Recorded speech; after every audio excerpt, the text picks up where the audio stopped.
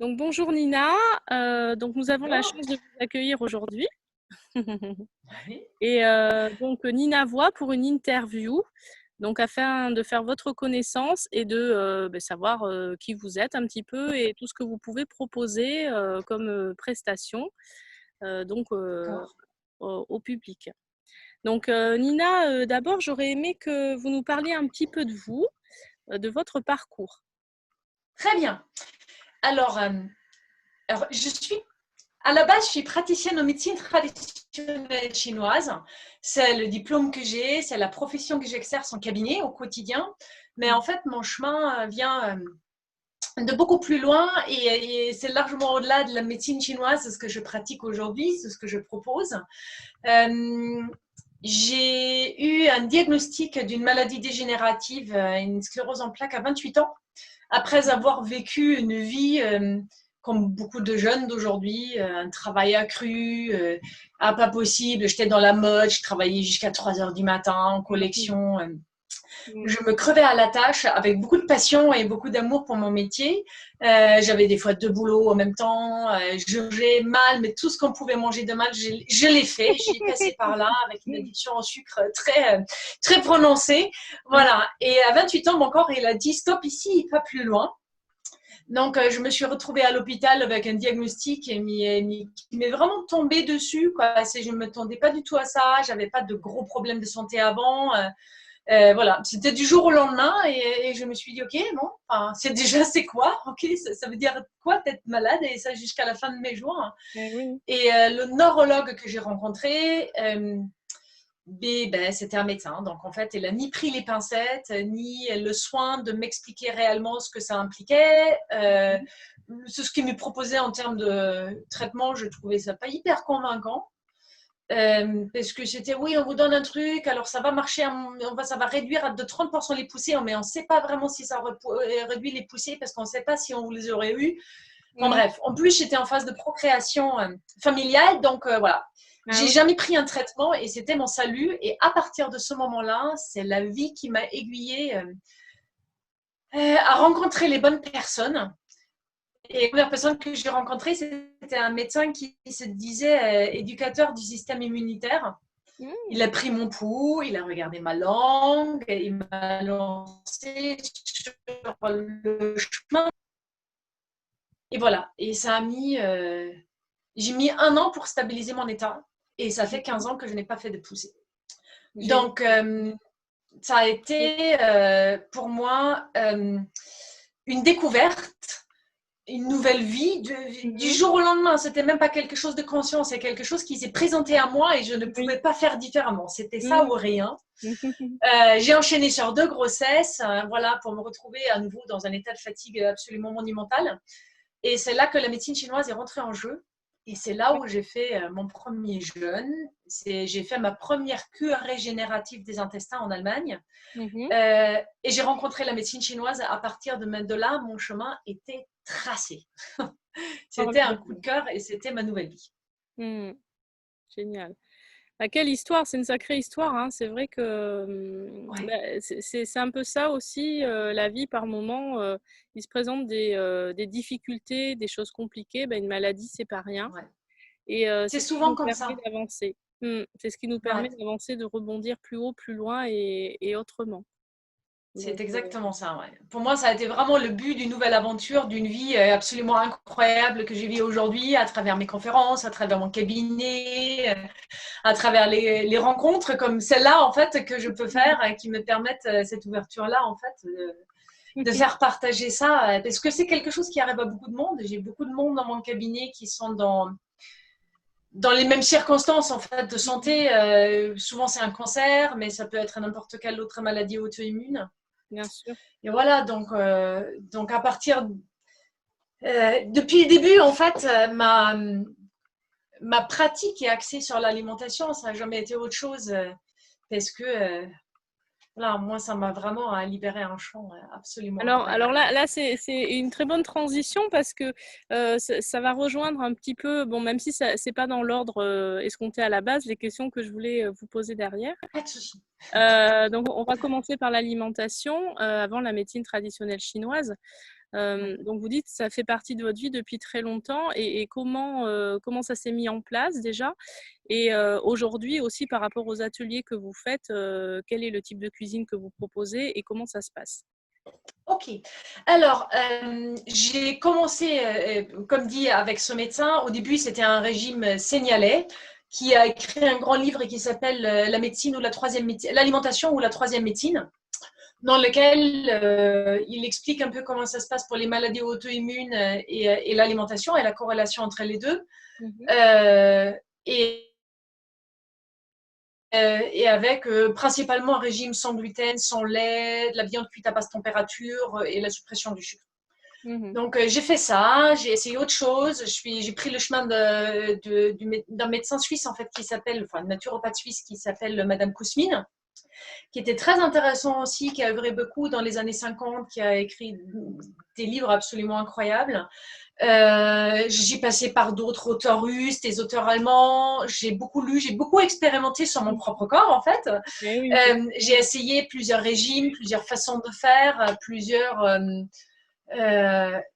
plusieurs approches pour savoir qu'est-ce qui me correspondait.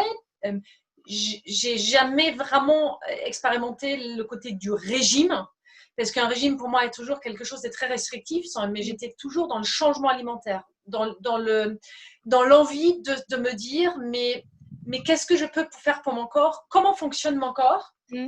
Et parce qu'il fonctionne comme ci ou comme ça, je dois faire attention à ça. Mmh. Donc, j'adore apprendre. Donc, en fait, lire un simple livre, ça n'a jamais suffi pour moi. Donc, en fait, je suis Mmh. vraiment allée dans les profondeurs de la nutrition, dans l'apprentissage, dans la biochimie. Chose aussi que j'ai appris à travers la médecine chinoise parce que nous avons un tronc commun qui, en gros, englobe la première année de médecine avec toute la partie anatomique et fonctionnelle du corps. Donc, ça a été vraiment une passion qui s'est créée. Et plus je rentrais dans le sujet, plus je rentrais dans la biochimie, plus je rentrais dans la médecine chinoise, plus j'arrivais à faire des parallèles. Je me suis dit, bah non, en fait, tout est logique. Mmh. Et petit à petit, j'ai commencé à prendre un peu dans tous ces régimes ou des changements alimentaires, ces propositions en fait que des gens extrêmement sensés ont fait. Et j'ai pioché dans chacun. Déjà, il y en a beaucoup qui sont extrêmement similaires. En fait, la base est souvent la même. Qui rejoint d'ailleurs ce que je fais aujourd'hui, c'est-à-dire l'alimentation du bon sens, la cuisine du bon sens, avec la réduction de certains aliments, comme les aliments industriels, transformés. Enfin, il n'y a pas de secret aujourd'hui, on le sait. Je veux dire, mais en fait, celui qui continue dans ça, c'est qu'il n'a pas envie. Mmh. Il n'a pas envie d'entendre. Donc, en fait, c'est un chemin Tout à aussi. fait. C'est pas le mien. Et puis après, oui, la réduction des produits laitiers, la réduction du gluten, au moins de s'approcher différemment à ces aliments-là, parce qu'en fait, si ça existe dans la nature, c'est pas que c'est mauvais. Oui. Donc, j'ai commencé à en construire quelque chose et qui est applicable pour tout le monde. Mmh. C'est-à-dire qui ne veut pas dire faut supprimer ceci, faut supprimer cela, faut arrêter ceci. Chacun de nous est différent et chacun de nous, surtout en France, ça vient Mmh. d'une autre culture. La richesse est de telle qu'en fait, que quelqu'un qui est d'origine africaine, qui a vécu avec une cuisine africaine, vous ne pouvez pas du tout lui conseiller la même chose que quelqu'un qui a vécu avec une cuisine chinoise ou une cuisine Ah bah, c'est sûr. française. Mmh. Ça n'a rien à voir. Tout à fait. Donc les gens sont vraiment euh, ils sont teints de leurs habitudes, de Mmh. leur goût, de leur capacité digestive, de leur tradition. Mmh. Ou ouais, dans leur tradition, parce que par exemple chez les Indiens, vous avez beaucoup de végétariens, mais par culture. Mmh. Donc, à cette personne-là, vous ne pouvez pas lui dire oui, mais en fait, vous mangez 3 fois de la viande par jour, c'est pas possible. Donc, j'ai établi sur la cuisine du bon sens une base qui est commun à tout, qui est certes d'une certaine manière posée sur des principes tels qu'ils sont donnés par l'ANSES, l'Organisation mondiale de la santé. Il y a beaucoup de choses et en fait, c'est étonnant ce qu'on trouve quand on va un peu plus dans les documents, parce que ce sont des choses qui ne sont pas communiquées au grand public, alors qu'on les sait des fois depuis 50 ans, comme par exemple que le corps humain n'est pas capable d'assimiler plus que 0,8 grammes par kilogramme de corps de protéines animales par jour. Ça fait Ah beaucoup, oui, hein? Enfin, très peu. Parce oui. que ça fait 50 grammes pour quelqu'un qui pèse 60 kilos. Ah Donc oui. voilà, et ça Ah c'est oui. connu, on le sait. Oui. On le sait, c'est marqué sur le site de l'ANSES. Tout ça, c'est sous le prétexte d'éviter le cancer colorectal, mais je pense qu'on a tous envie en fait, De de l'éviter. l'éviter. Oui. Donc voilà, j'ai pris dans tout ça Et j'ai mélangé ça avec la cuisine chinoise, pas avec la cuisine, avec la théorie du Tao, en fait, avec la diététique chinoise, qui prend énormément en compte l'état du corps, l'état énergétique, la capacité digestive, qui n'est pas du coup une présence d'enzymes ou d'une flore intestinale, mais en fait qui parle du feu intérieur, de l'énergie digestive, de la capacité à assimiler. Et j'explique tout ça dans mes conférences et dans mes cures pour que les gens comprennent ce qu'ils font. Parce qu'en fait, c'est bien de vous dire, il faut faire ceci, il faut faire cela, il ne faut pas manger ceci. Si la personne n'a pas compris pourquoi, parce qu'en fait, ne pas manger du sucre parce que c'est mauvais pour la santé, oui, ben, en fait, ça on a compris. Oui. Mais pourquoi est-ce que c'est mauvais? Oui. Plus on sait. Plus on sait et plus on a compris. C'est-à-dire, je vulgarise aussi une partie de mes interventions parce que quand on va trop dans le détail clinique, c'est trop compliqué pour les gens, ils n'arrivent pas à assimiler et ce n'est pas ça le but non plus. Mais ça permet de bien expliquer, j'explique le diabète, le cholestérol, les maladies auto-immunes, l'hypertension, d'une manière très explicite et très simple par rapport à l'alimentation. Et les gens sont là, je me dis, ah la vache! Et du coup, derrière, ces principes-là, en fait, s'appliquent beaucoup plus facilement. Et en plus, ça s'applique à toutes les cuisines. N'importe la cuisine de laquelle vous venez, manger chaud et cuit, ne pas ressaler après un plat, et tout ça, c'est n'importe quelle cuisine. Donc, c'est des règles très simples. Donc, c'est ça que je véhicule lors de mes interventions. C'est vraiment très intéressant parce que votre manière de cuisiner et ce que vous véhiculez s'attache à plusieurs choses déjà, hein, puisqu'on n'est pas qu'une seule chose. Donc, c'est très intéressant parce que c'est relié à pas mal de choses qui nous correspondent et surtout et aussi au côté scientifique et à notre physiologie. Et ça, c'est vraiment essentiel de sortir aussi du carcan parce que bon, mais on est en France et on est dans la cuisine traditionnelle française avec tous ses pendants. Et ça permet de toutes les croyances aussi, et puis d'aller plus loin et de voir qu'est-ce qui est bon pour nous sans pour autant négliger des aspects, comme vous disiez, de tradition, de culture, de goût. Donc, c'est très intéressant. Je crois que je vais être une de vos fans. Ah, ben, avec le plus grand plaisir. En fait, je compare toujours le corps à une voiture. Parce qu'en fait, la voiture, on connaît tout, on a tous les galères avec notre voiture. Donc, en fait, c'est un exemple qu'on arrive à bien assimiler. Donc, en fait, certaines sont nées avec un Ferrari, d'autres sont nées avec 2 chevaux. Donc, en fait, si avec votre Ferrari, depuis votre naissance, vous êtes à 200 à l'heure, pied de plomb sur la voie de gauche, ben à 40 ans, c'est fini. Si votre 2 chevaux, vous l'entretenez bien et vous la réparez régulièrement, vous pouvez aller très, très loin. Et quand vous avez une voiture dans laquelle, ce qui est souvent le cas aujourd'hui, quand on met le mauvais carburant dans la voiture, ben, elle ne roule plus. Alors, on ne le fait pas pour notre voiture, mais on le fait pour notre corps. C'est pareil pour l'huile. Si vous achetez une huile pour votre voiture, vous avez un choix absolument incroyable. Tel modèle, telle huile, tel moteur, tel bidule, tel machin, il ne faut pas les confondre. Et en fait, non, c'est une huile qui est bonne pour votre voiture. C'est pareil pour notre corps. Et puis après, vous avez la partie du corps qui peut être cassée. Alors, pour une jambe cassée, ça nous paraît logique qu'il va falloir la faire réparer. Peut-être aussi pour, voilà, quoi, quand on a un cancer de l'estomac, oui, bien sûr qu'on va se le faire opérer.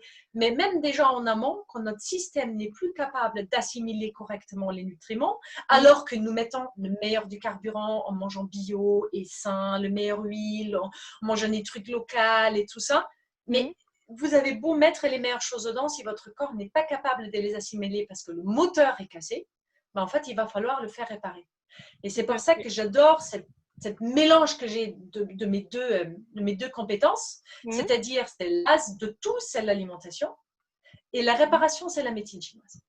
C'est-à-dire, elle me permet d'intervenir ponctuellement là où il le faut pour booster la fonction digestive, remettre un gros intestin, un intestin grêle, un estomac sur les rails, une vésicule biliaire, un foie, pour qu'en fait, tout soit orchestré pour que le corps digère correctement.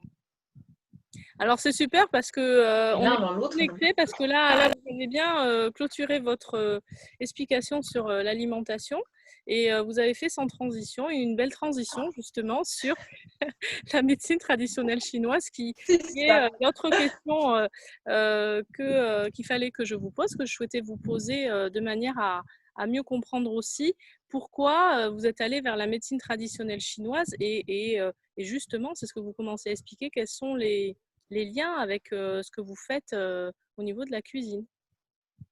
Ouais. Alors, et pourquoi je suis allée à la médecine chinoise? C'est quand j'allais vraiment très très mal. C'est-à-dire, en fait, après ma deuxième grossesse, j'ai quasiment fait un deuxième burn-out. Parce que le corps est très fatigué après deux grossesses. C'était diagnostic, un enfant, deux enfants. Donc, c'était très rapide. Eh oui. Et j'étais sur les rotules, comme beaucoup de mamans aujourd'hui que je rencontre en cabinet. Épuisement total, incapacité de m'occuper de mes enfants. Et j'ai appelé une copine qui m'a dit, non, mais en fait, il faut absolument que tu vois telle personne en Allemagne. C'est quelqu'un qui a passé 11 ans en Asie, à étudier tous les médecines ayurveda, chinoises, tibétaines, japonaises. Et voilà, en fait, il propose des cures régénératives de l'intestin. Il faut que tu ailles le voir, tu verras quand tu l'auras fait, ça va être ta solution. Elle aussi, elle avait eu un très mauvais moment à passer avec une maladie auto-immune orpheline. Et du coup, je dis, écoute, je vais faire ça. C'était au mois de janvier. La cure, c'était pour le mois de mai. Donc, j'avais 4 mois et je me suis dit, non, mais en fait, là, je suis même pas capable d'aller. C'était en dehors de l'Italie. Je me suis même pas capable d'y aller, quoi. Tellement je suis fatiguée. Donc, si lui fait de la médecine chinoise, je vais me trouver quelqu'un qui fait de la médecine chinoise en France et je vais déjà commencer, voilà, avec l'alimentation. Donc, j'ai pris les pages jaunes, j'ai appelé la première personne qui était dans mon département et les choses sont bien faites. Hein. C'est quelqu'un que j'ai énormément estimé, qui m'a beaucoup aidé sur ce chemin-là, qui m'a accueilli tel que moi j'accueille les gens dans mon cabinet, c'est-à-dire avec toute humilité, l'envie de rencontrer la personne, l'envie d'écouter cette personne et de juste de comprendre ce qui se passe dans sa vie et pourquoi elle en est arrivée là et comment est-ce que moi je peux l'aider à se sortir elle-même de ça parce qu'en fait le thérapeute il fait rien, c'est le patient qui fait tout seul. On met juste voilà, la raille dans le bon sens et voilà, donc en fait, j'ai atterri chez lui, j'étais fatiguée. Je me rappelle ma première séance, j'ai fondu en larmes à la fin de l'interrogatoire et du bilan énergétique. Mais c'est pour la première fois que quelqu'un m'écoutait, mais vraiment quoi. Et j'étais là et j'étais au bout de ma vie. Et voilà,